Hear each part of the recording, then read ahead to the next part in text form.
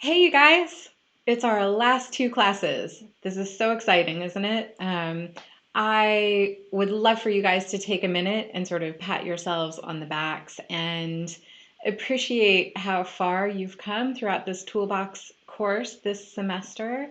Even though we're in these special circumstances with coronavirus and we're all working from home, um, I'm so impressed with what you've done on our brainstorming Google Doc and the way that you have done this really close reading of Idle Days on the Yawn, and then brought in these fantastic ideas of your own, all of these unique ideas. And then when we had our talk yesterday, the way that you all work together and the way that you support one another warms my heart.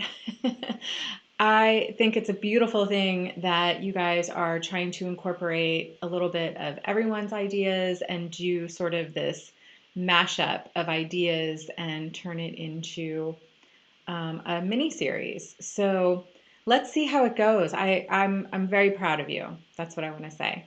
Okay, so today this video is going to be pretty short and sweet because you have 5 videos that you're going to watch over on masterclass.com, and that takes about 78 minutes. And after that, then you can head on over to the Google Doc and we'll do some more work there together collaboratively. So look at this. It always surprises me how fast our classes go. Does it surprise you too? So we had our course intro and discussion of Idle Days on the Yawn. We talked about a treatment and our roles in the semester project. We now have a showrunner and a continuity executive, and we have a writer's room.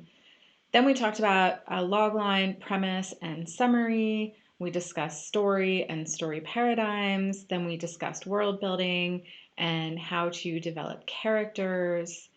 We also then talked about 5-act structure and creating a beat sheet. And you watched the pilot episode of Scandal called Sweet Baby, and you also read the pilot script for that. And so today is all about case studies and watching on masterclass.com Act 1 through Act 5. Right? And, this is Shonda Rhimes' masterclass. And in Act 1, she breaks down the first act of the Scandal pilot, and she discusses why she structured the opening scene the way she did. In Act 2, she discusses the introduction of Olivia's White House storyline. And then in Act 3, she discusses how to balance various storylines in a single episode. In Act 4, she discusses the importance of quickening the pace of your action. And then in Act 5, she discusses, she reveals how she set up the pilot for an entire season of episodes. So once you watch all of these videos, it's going to give you a lot of insight into how to structure your own idea or the mashup idea as you guys have been brainstorming.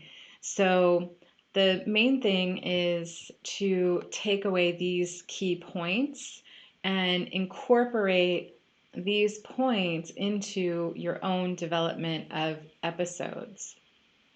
So the first one is thinking about setting, and this is not just in terms of a geographical location, which we already know.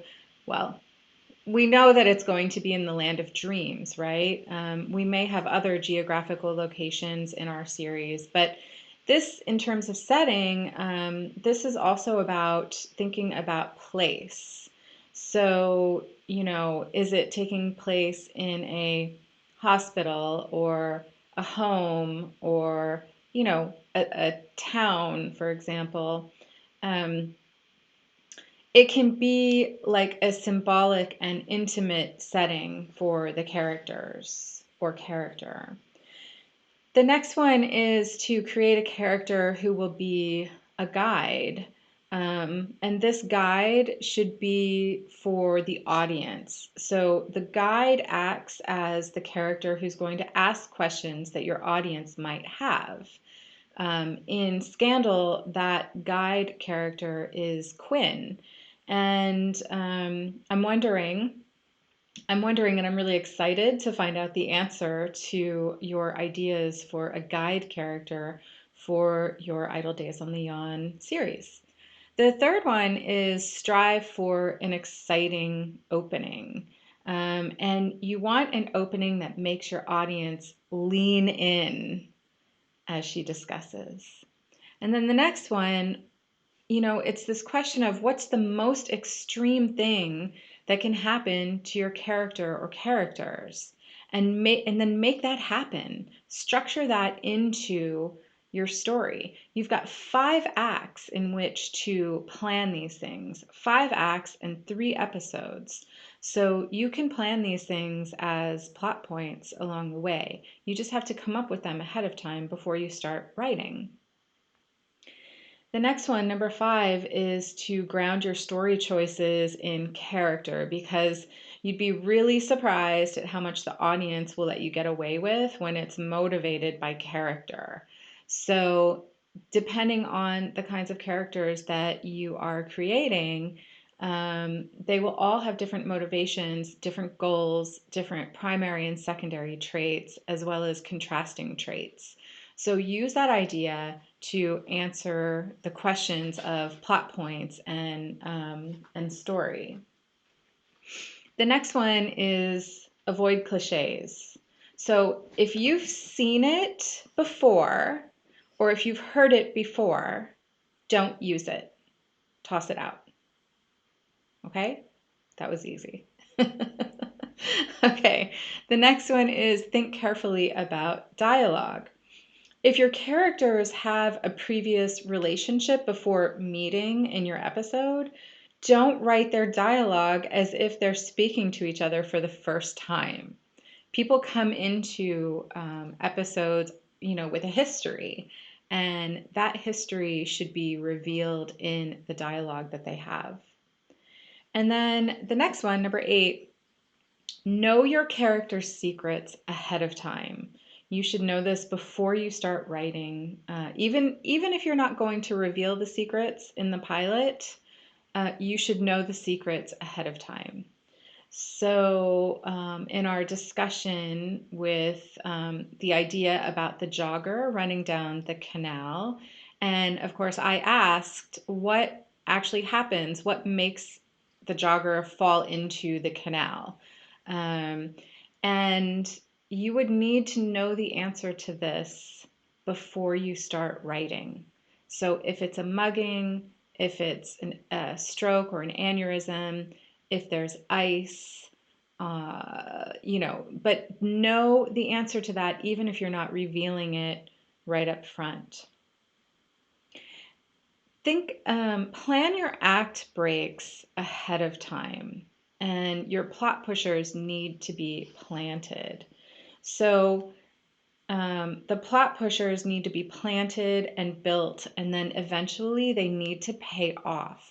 So you want to work with the 5-act structure and this story paradigm structure so that you can plan the act breaks, so that you know what's going to happen, what the twist is going to be to send us into the next act. And of course, then what's the cliffhanger at the end of the first episode that sends us into the second episode, that sends us into the third episode. And of course, at the end of the third episode, you're hoping that this show will be picked up for another season. So you want to make sure that you're leaving open some of your ideas to further develop in further seasons. Of course, we did talk briefly yesterday about anthology shows like American Horror Story, where it uses the same characters, but it puts them in a different setting, different place, different story, different theme, so on and so forth. But well, the theme sort of remains the same, doesn't it, in that example? Anyway, these points that I want you to remember, they are listed in your workbook on page 23. So you can head over there too if you want to see it in paper. It's in your workbook. And that is all I have to say for this video, because now you're going to spend the next 80 minutes watching these 5 videos, and then you'll head on over to the Google Doc and start developing your ideas. And your ideas can be the ones that you already shared on the Google Doc, or after our discussion, maybe your idea has changed. Maybe you want to develop the mashup idea. Maybe you want to incorporate other people's ideas and pair them up with some of your own ideas. That's fine. Whatever you want to do here. But right now, what we're doing is we're refining the ideas. And after brainstorming and talking, now where does your idea stand? What do you want to do with your semester project now? So each one of you full-time students at SGS have a space here on our brainstorming Google Doc, and I would like for you to go ahead and start filling it out. So think about, in terms of story, episode 1, episode 2, and episode 3. What needs to happen in each one of those episodes? Start there, okay? Then take the first idea for the first episode and break it down into the tag and the 5 acts and the denouement that leads us into the next episode. Keep in mind ideas for your A, B, and C storyline, and keep in mind your guide character. Okay? Great, I'm excited, and I will see you over there on the Google Doc, and we will start our writer's room next week on Tuesday. Okay? So good luck, happy writing, and I will see you guys over in the Google Doc. Okay.